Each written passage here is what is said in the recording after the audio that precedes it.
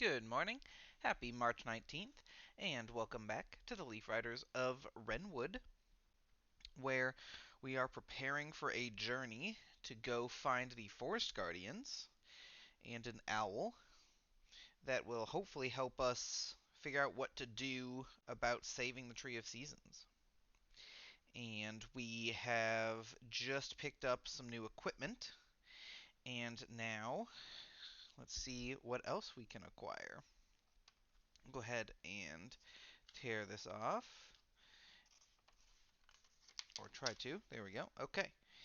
And we have Tuesday, March 19th, 2024, which is Truce Day of Frostmelt, which is also the March equinox, and Ostara.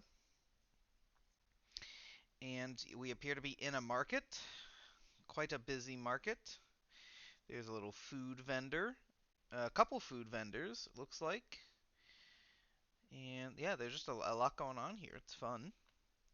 I'm looking for any pickpocket or treasure symbols. I do see a pickpocket symbol on the mouse up at the front with the rolls, but I do not see a treasure symbol.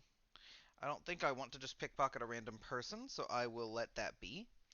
Alright, there are the letters that are on the stand of the food vendor that is in the process of flipping some food in the air.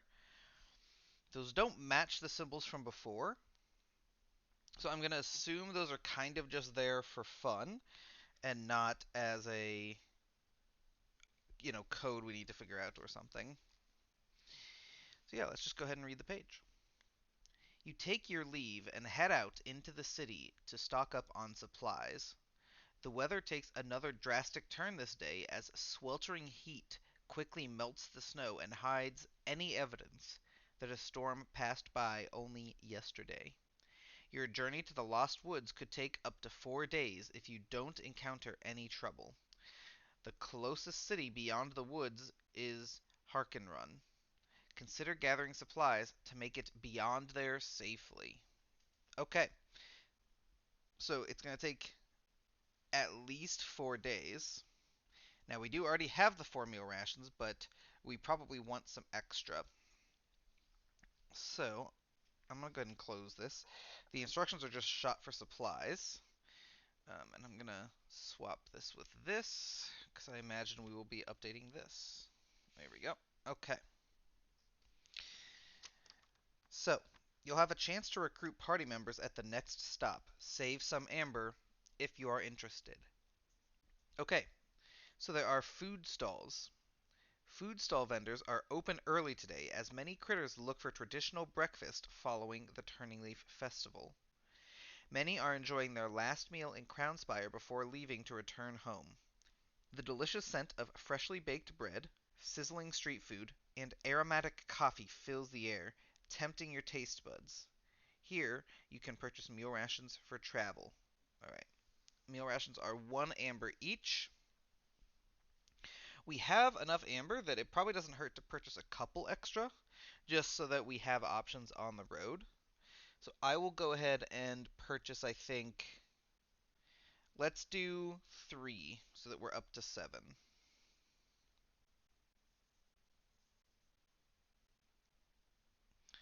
That way we just really shouldn't have to worry about meals. Alright, up at 7 meal rations.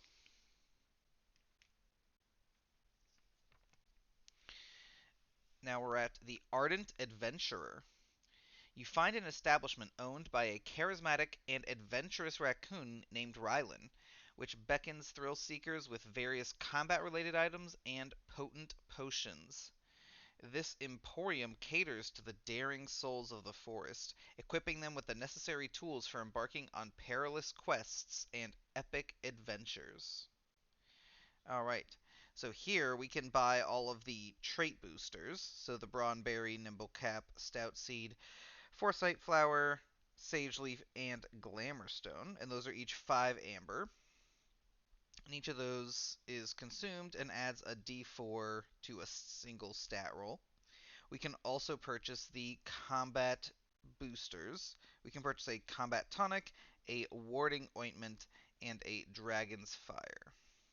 Again, all of which add a d4 to a single one of the combat rolls. Alright, and those are all 5 amber each. So I kind of think we probably want to save like 20, 25.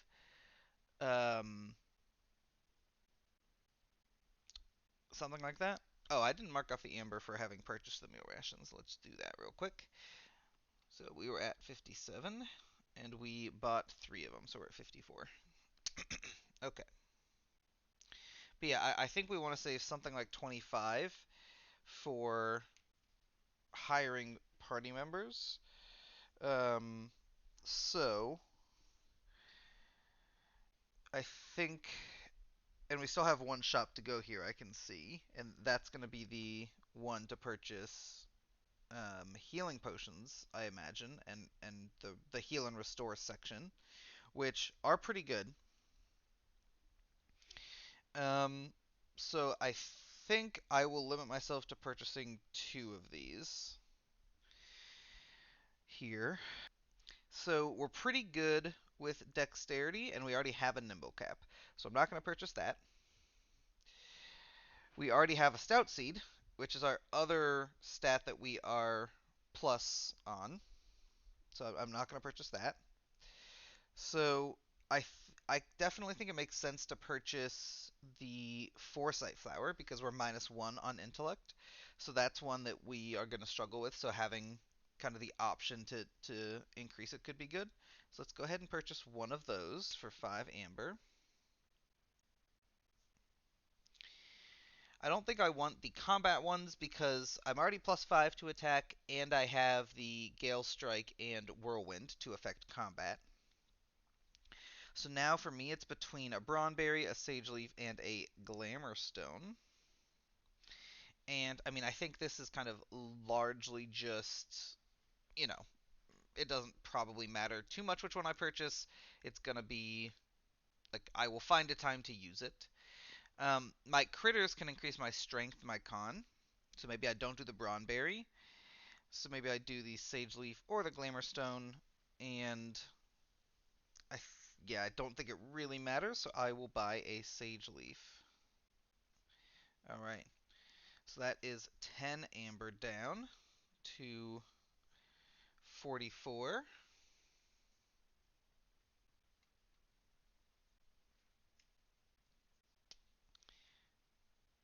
There we go, 44. All right. And we now go to the last shop, which is Humble Healings.